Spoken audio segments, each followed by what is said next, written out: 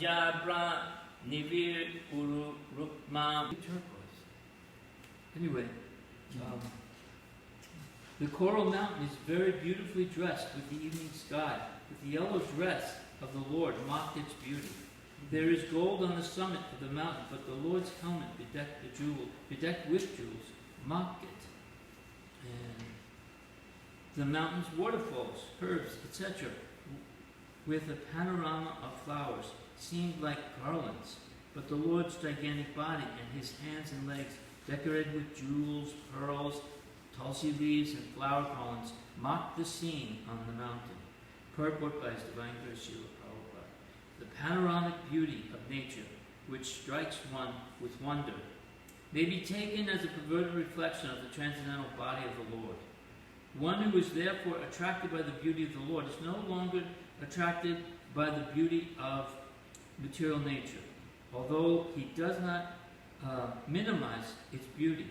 In Bhagavad Gita 2:59, it is described that one who is attracted by Param, the Supreme, is no longer attracted by anything inferior. And I think that's the verse where it says that you give up the objects of the senses, and even though the taste may remain, you develop a higher taste. Though the embodied soul may be restricted from sense enjoyment, the taste for sense objects remains, but ceasing such engagement by experiencing a higher taste, he is fixed in consciousness. So that was Prabhupada was always saying positive renunciation. You give up a lower, inferior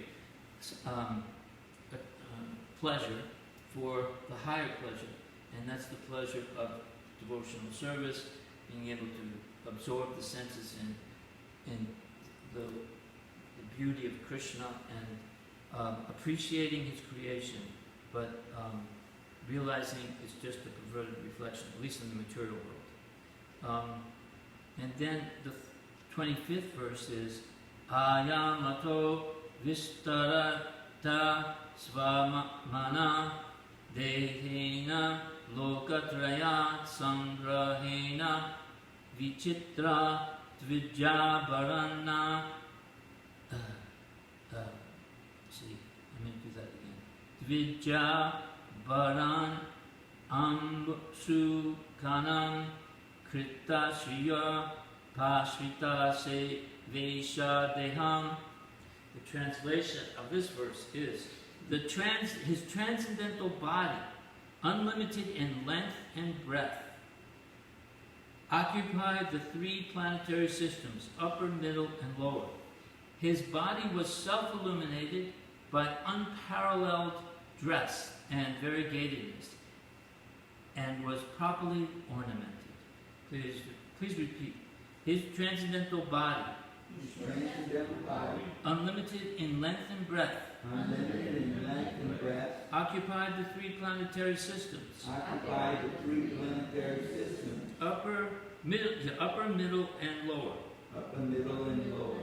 His body was self-illuminated by unparalleled dress and variegatedness, and was properly ornamented. Purport. The length and breadth of the transcendental body of the Supreme Personality of Godhead could only be measured by his own measurement, because he is all-pervading throughout the complete cosmic manifestation. The beauty of material nature is due to his personal beauty, yet he is always magnificently dressed and ornamented to prove his transcendental variegatedness, which is so important in the advancement of spiritual knowledge.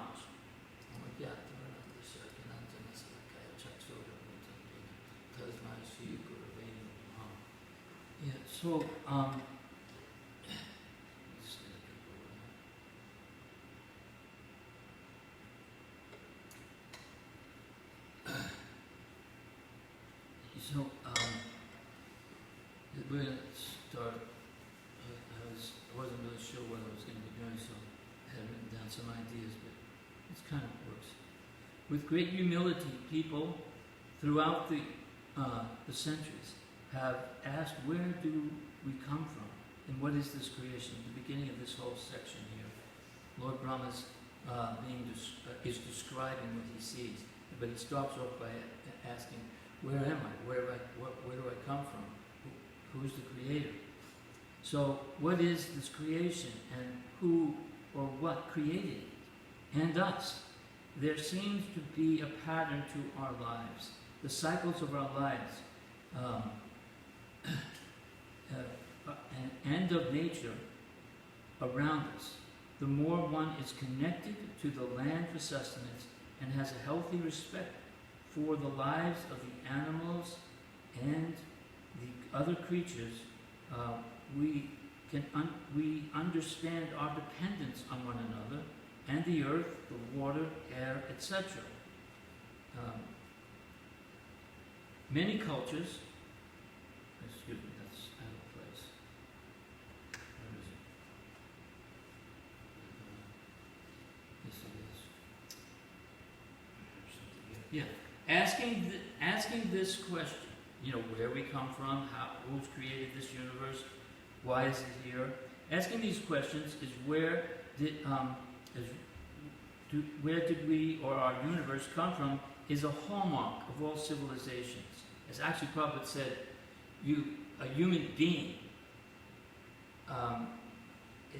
that's what distinguishes an animal from a human being. If a human being isn't asking, where did I come from? What is this universe? What is my purpose? Then he's nothing more than a dvipada pasu, a two-legged animal who's only interested in eating, mating, defending, and what's the other one? Eating, sleeping, and sleeping. So that's the nature of the animal. But what distinguishes us from the animals, what separates us, is our ability to inquire into the nature of our existence. And we have a certain perception, although limited. We can see so much, like with our eyes, but not everything. Like we can see the marble statues there, but we don't see the lotus. Sometimes Krishna will give us that mercy, and he reciprocates with us. We can inquire. People would come in here and say, well, what are these marbles? And you explain, are they idols? No. You explain, these aren't idols. These are actual, the form of the Lord has been described by the previous acharyas, or pure transcendentalists, and under the guidance of these previous acharyas, spiritual masters, there's a process for worshipping. And if we make a proper installation of these deities, and we regularly serve them in the proper way, not haphazardly, with cleanliness and punctuality, then the Lord will gradually reciprocate with us, depending on our desires and our prayers and our heart. If everyone comes to the Lord with certain desires, we have different needs when we first come, and we know the basic four is we're in distress, we're in need of money, we're curious, or we're looking for knowledge. We want to know what's going on. I may be very comfortably situated materially, but there's a frustration. I'm looking for what is the purpose of existence? Is it just having money in the bank and having possessions? Because that's not really doing it for me. There must be something else I can be doing. Is it to just help other living entities? But still, there seems to be more to this life. And so,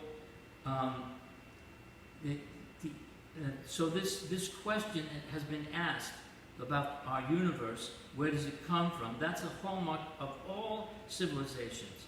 And the most sophisticated cosmological ideas have come from India. There's no question about it.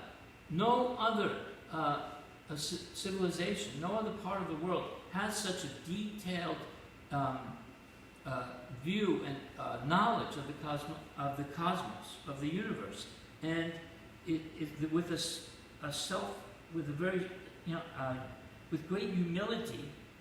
There's a natural tendency to compare our own biological mating to the cosmic deities. That, in other words, if you're an outsider looking in India, at India, you know, the way we create, you think, well, then there must be these deities that they talk about, and so maybe the creation is happening through some type of, you know, metaphysical mating, or maybe it's the hatching of an egg, or maybe it's by chanting, you know, magic or metaphysical mantras.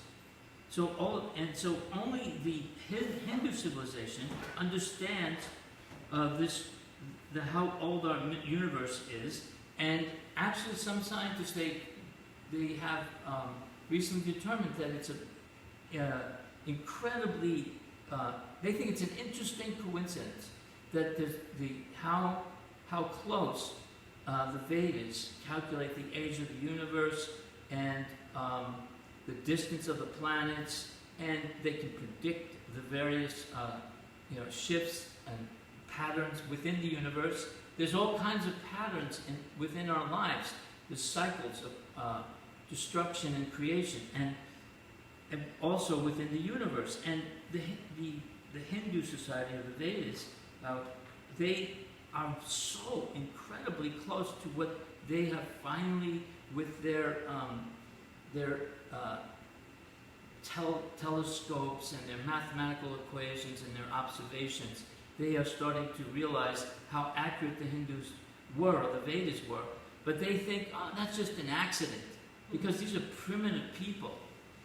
But they were paying attention to this universe and everything around it. I mean, who wouldn't? You look out at night and you see all these stars. What amazing creation. And you see that things are changing, seasons are changing. What is going on? And so this is the nature of the human society. And many cultures believe that that there is a God or gods that have created the universe out of nothing. But where does the God come from? And if you say that God was always here, then why not say the universe was always here? In other words, this is the arguments of the scientists, because they don't want to accept. It's incredible. They go to great lengths not to accept a supreme person, a supreme creator, even though there is obviously an intelligent design. So they say, well, if God was always here, if you say that he just always was, then maybe the universe just always was. And the last Big Bang was at the last cycle of the universe, because they understand that in the Vedas there is there's a day of Brahma and an evening of Brahma, and then the life of Brahma and then the death of Brahma, and then after so many more eons of time, Vishnu releases this energy again. They know this is in the Vedas. They've been studying this, but they don't want to accept that. They want to accept some other answers. They're still determined to find some other reason for this creation. And why?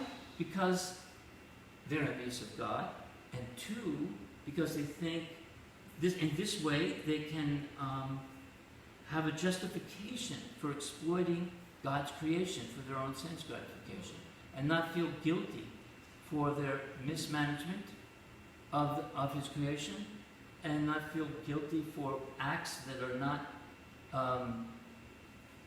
in accordance even with their own traditions, in terms of, let's say, either whether you're Muslim or Christian or Buddhist, these acts that they perform, adultery, killing, stealing, coveting one another's goods, all of these things are forbidden by all of the scriptures, ethical behavior.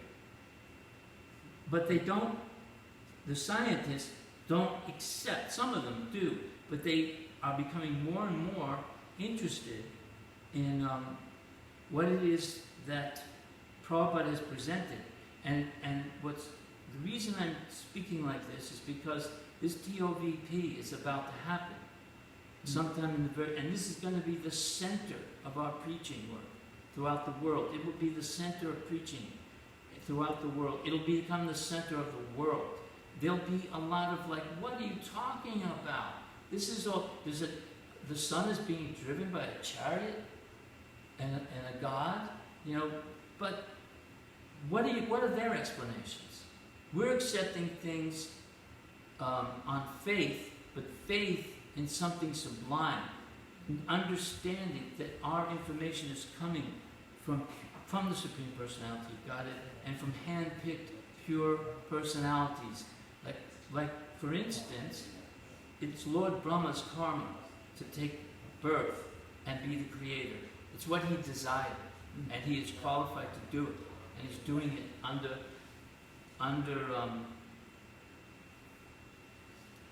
Krishna's authority, and Krishna empowers him to do it. And then he gets his assistance from other karmically qualified demigods. And also he has his like Narada Muni and the four Kumars, Yaste, these individuals who can help in explaining to the fallen souls, the conditioned souls, what is this universe, what is your life, and what is your part to play within it. But they're, in this our society, we think we're the only living organism in this vast void space. That is just goes against all intellectual. It's just not possible that even if you just accept there is no God, that this universe just randomly happened. Organization or order came from chaos. You never see that in nature. There's order followed by chaos. It's never chaos and then randomly it becomes orderly. And so that the way things are, like if you go into Picayune, you see these little lights with red, yellow, and green. And when it changes after a few minutes, it says red, you stop. And then it goes green.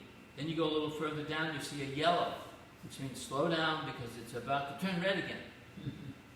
Now who's doing that? You don't see any man there doing that. All this is wired together to a powerhouse, and in the powerhouse there's an engineer who's organizing these things. Things just don't happen.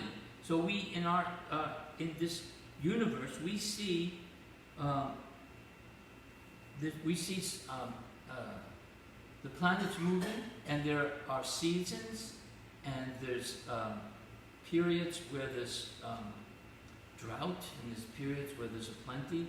There's you can predict when there's going to be an eclipse. You can predict so many different things, and all of this is actually coming from a person. And to describe that person, sometimes people will use things in nature to make a description of his beauty. Like for instance, and Prabhupada, there was an interesting pastime with Prabhupada. One devotee they were coming back from a morning walk, and he was sitting in the back seat, and he goes, "Prabhupada, look at that sunrise." It was either a sunrise or a sunset, I can't remember. And isn't it beautiful? And Prabhupada said, "Yes, but just imagine how beautiful the artist is that created it." So, in other words, nothing in this material world it can compare to the actual personality of God. In these verses, it says that it looked like the coral mountains, and that they were beautifully. His body mocked the beauty of the coral mountains. So if you saw a mountain range, a very beautiful mountain range, and on the top is a gold peak, and it seems to be garlanded with waterfalls and herbs and so on. Krishna's beauty mocks that, because that is a perverted reflection of the beauty of the Supreme Personality of Godhead. When we see something beautiful in this world, it is a reflection, a perverted reflection of the beauty of the spiritual world and of its creator. And like in the Bhagavad Gita, there's two chapters specifically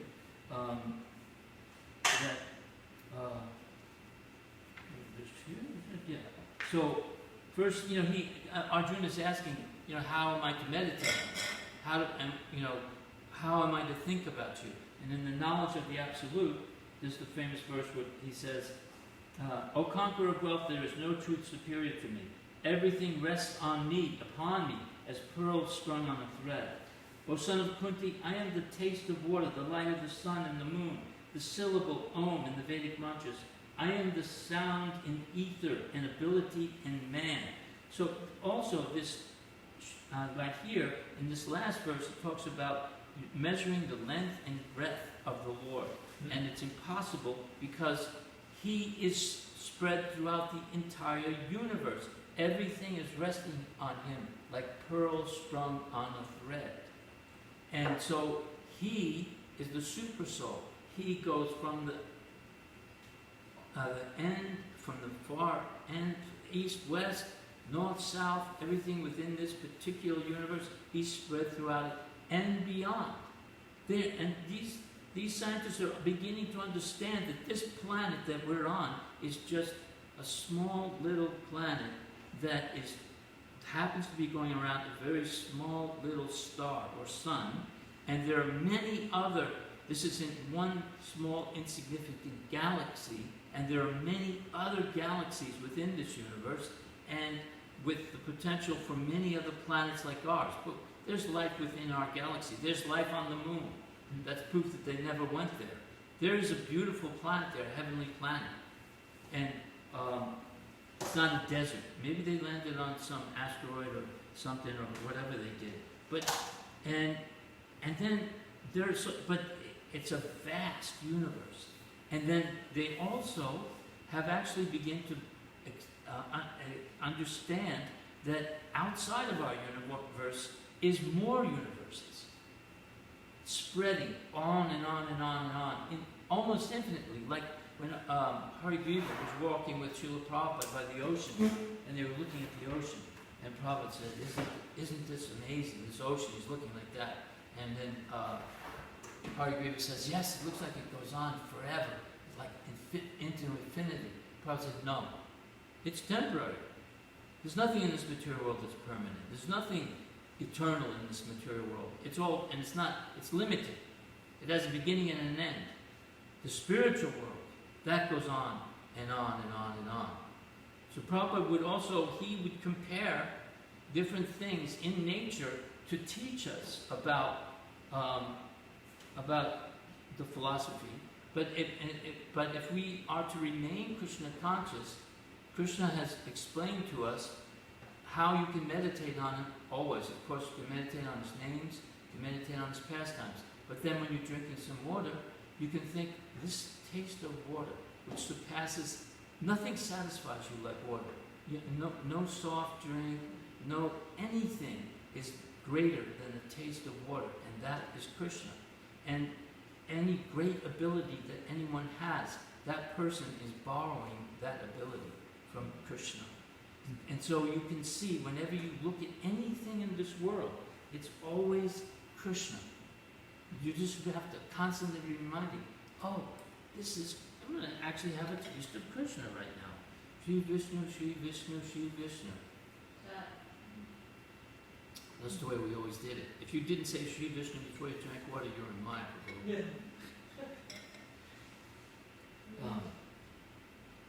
And we see the light in the sun and the moon at night, and then the syllable Om in Vedic mantras.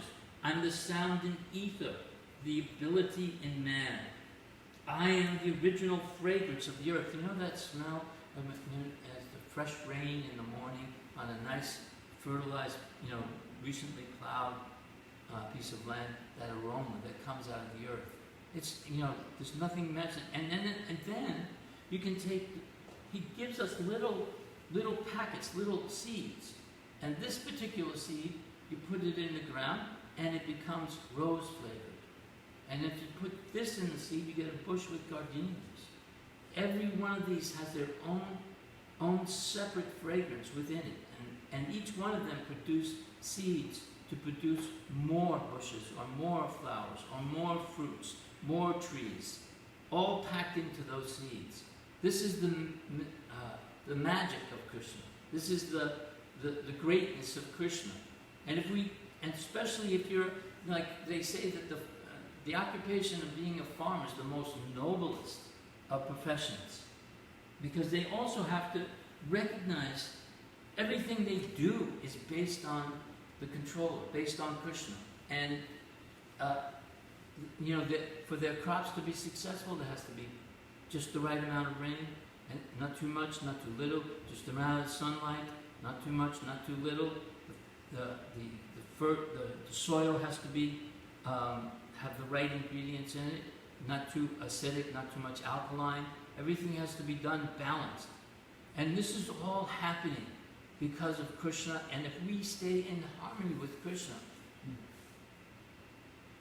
But our society is so disconnected. One time Prabhupada was on a walk, and he saw there was a field with a lot of green grass, and he saw one spot was all yellow. The grass was yellow. And he said, "Why is that grass yellow? Why is it yellow?"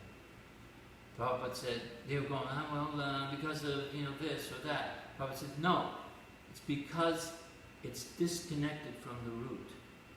It's not connected to the root. Therefore, it is dead. So similarly, we become jaundiced when we think that tasting the nectar of the holy name is bitter, when we become disconnected from the source. Prabhupada was contemplating, then he sees he's walking in England, in London, and there's some water that has become ice, and he's hitting it. Why is this hard?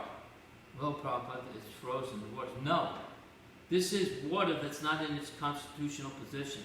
Mm-hmm. Water is liquid. This has been occupied by Maya. It's too cold. He was using these things in nature to explain to us that everything in nature is a reflection of our connection with Krishna, or our disconnection with Krishna. So he was seeing everything in relationship to Krishna. Yes, he saw a beautiful sunset, but then he said that just imagine how beautiful its creator is. Yeah, I mean, you see I was in this one area, and I was out selling art, and I was in an area where Donna Kelly and Pritu Shava had some preaching, I think, there. They had some friends recently come. It's in the central Illinois, and it's very flat. I was there around November, and it's farmland. And because it's real flat, when it has the sunsets, the power of the sun coming down, the sun seemed much larger, and the colors that it created and the forms that it changed, it was like a new painting every moment being done.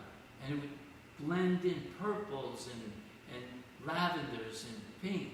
And, so all of these different things are there in nature, and Krishna's constantly providing us with a beautiful art show, just giving us a glimmer. I've heard that, that every cowherd boy is his own specific color. You imagine how many colors that is? You have your own specific. There was one description. Where was that? There's something like there's 8,400,000 varieties of melodies, and there was like so many. When he was being greeted, Krishna was being greeted, and all the instruments themselves were persons. Like the sitar was and the flute. It was actually a person, and they were all playing these beautiful ragas to welcome the Lord. And all the flowers, all the varieties of flowers were in full bloom, and all the aromas were filling the air. Everything was pleasing to the eye, to the ears, to the nose, and the taste. The water was fresh and clean. And, it was during one of the rasa dance. I was hearing a description from this one devotee about the rasa dance and how everything was arranged, all the elements around Krishna were serving Krishna for his pleasure with his dearmost devotees in such harmony, in such beauty. And it just went on and on and on and on and on and on. And then when they got tired, they went into the river Jamuna, and the cool water of the Jamuna helped refresh them so they could continue the dance later. So what we're hearing now is a small description of the actual creation of the material world, but it is a temporary a temporary world. It is something that Krishna created for his slightly renegade souls, parts and parcels. We've decided we want to try to go out on our own, so he's given us a prison that is basically trying to reform us. There's a thing that this one scientist was saying that, and it shows you how they think. And I want to turn it around. He said that there's a saying in India that man, this is what he said, man may not be the dreams of God, but rather the gods may be dreams of men. In other words, they're saying that God is anthropomorphic, that we've created God in our image. But actually, we're in Krishna's dream right now. We're dreaming, and he's that we're separated from him.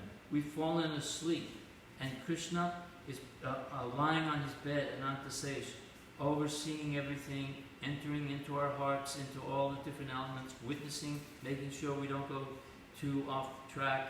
And then he has all of his demigods, his pious souls, helping as trustees within the prison, and the Vedas are trying to constantly reform us, reformations, and try to purify us so we never condemn us for eternity, but it can be condemned for a long time, but you can gradually get the mercy of the Lord and come back to your senses, back to by immersing them in Krishna.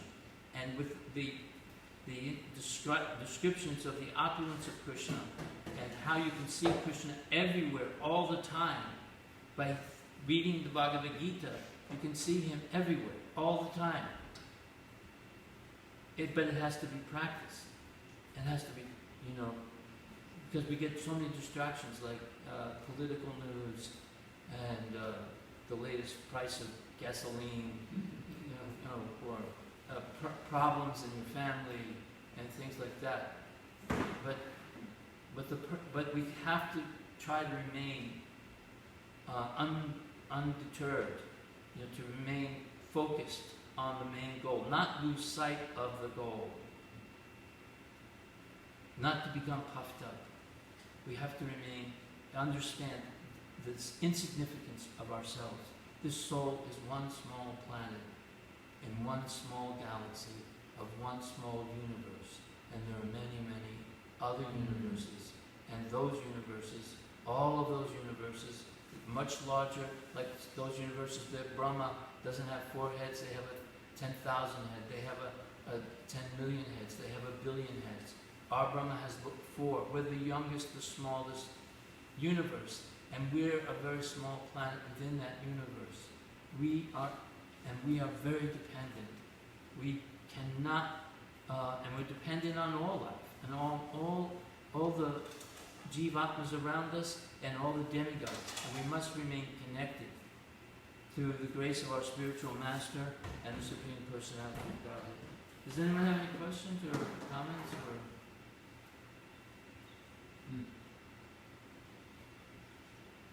Yes?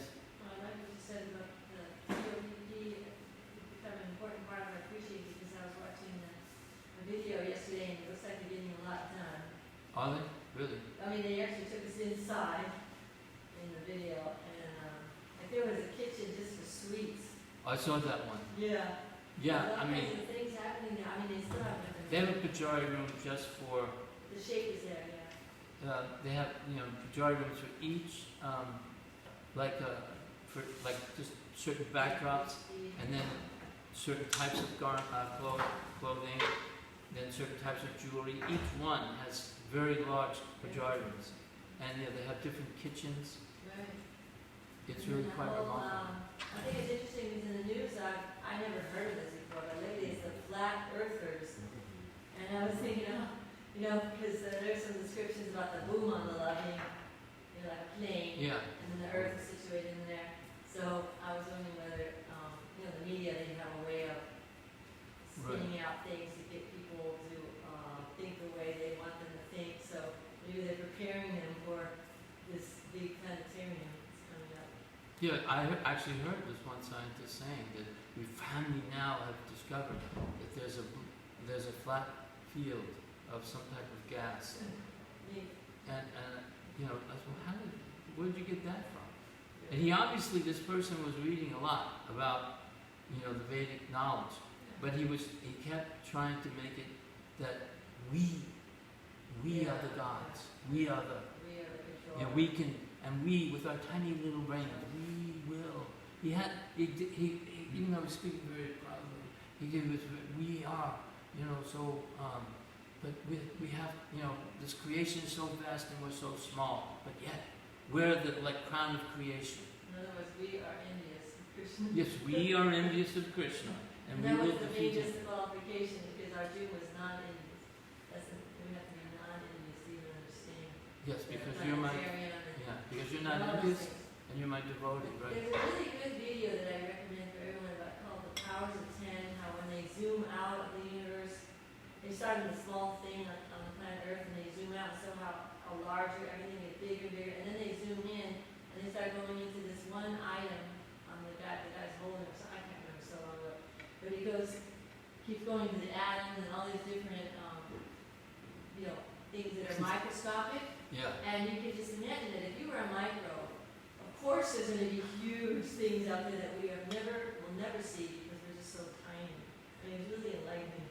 Well, there's also the Or things just eat on a couch. They showed that a flat piece of fabric, that when it's magnified, it looks like mountains, the threads. Imagine a tiny thing that's in there. It's just surrounded by mountains. You can't see anything. Well, that's the way I always have thought that when you think about how ants view this room, and then so it's like we are like ants, and how we're viewing the universe. You know, it's relative, but then it goes down even that these, like in the atomic world, we can't really see all of it. We know that certain part, like they say right now, that there's a God particle. Now I don't know what they mean by that. But they somehow they've calculated that, you know, there's a Jivatma there or there's a Paramatma there. I don't know what the God particle that means to them, but they can't see it. But they understand there is something else besides all the quantum. You know, in the quantum physics, they have all these other smaller particles, smaller than the atom, and the electrons and the neutrons and protons. There's something beyond that. And there's another whole universe, and it's waves of energy flowing. Even a cell. It says in my children's textbook a long time ago. It said a cell is like a little city. And I was like blown away by that because I never liked science until I became a devotee. Because when you have so many zeros, it's meaningless. But when you put add Krishna to this, and understanding of nature a little bit is fascinating. Yeah. What you were describing today was a good reminder. And it's just that I've seen some of these videos recently myself,